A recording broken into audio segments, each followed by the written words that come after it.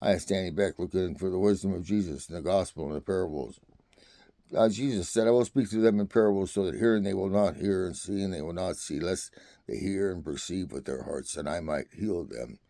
Um, so, did the parables get translated? The only one I can think about that's written and translated is the parable of the sower, or the parable of the fields, or whatever you want to say it. That said, I believe that Jesus gave pieces to the parables to each of his disciples, and that the disciples recorded those for us also in pieces.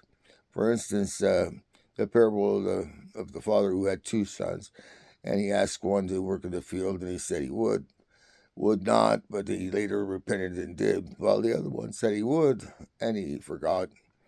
That parable uh, belongs with the parable of the prodigal son, and it belongs with the parable of the wedding feast and the feast parables. A lot of them belong together, but they're separated out.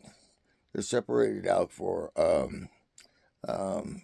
us because we're really intended. He really intended for each group that received the different parables to collaborate.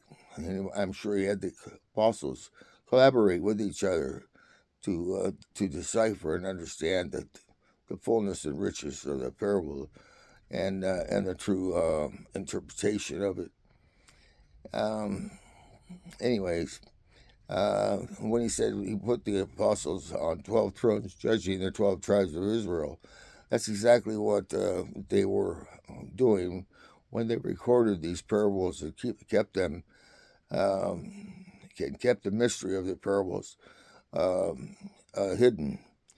And so we're forced to collaborate, look at these parables, and see that they're not just independent little shotgun comment that we're supposed to extrapolate some deeper meaning out of, but that they're actually parts of a greater whole.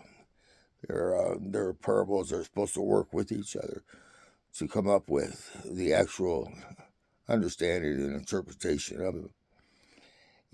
For example, I think that the parable of the father with two sons, the parable of the prodigal son, and the parable of the feast, because this prodigal son had a big feast, and people didn't want to come.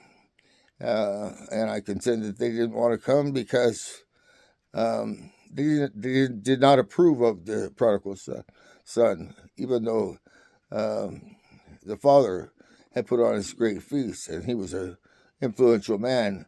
They ignored all of that because they were overcome with the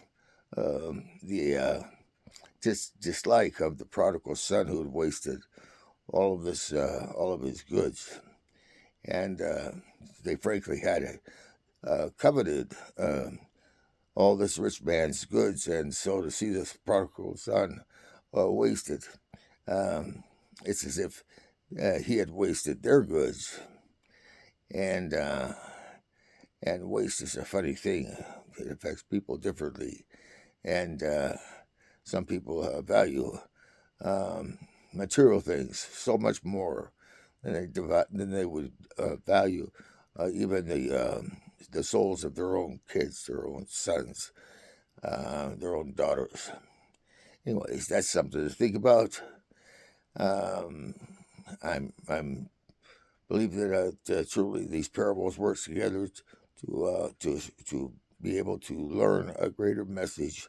But it's up to us to see um, that the messages that we're coming up with right now are um, so shallow, and they lack the true power that they were originally intended to have.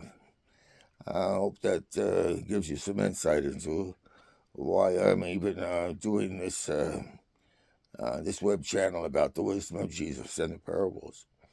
But I'm convinced that they work together, and when I started to look at it in that light, there was a greater and deeper value that I found in them. Hope you can too. Thank you.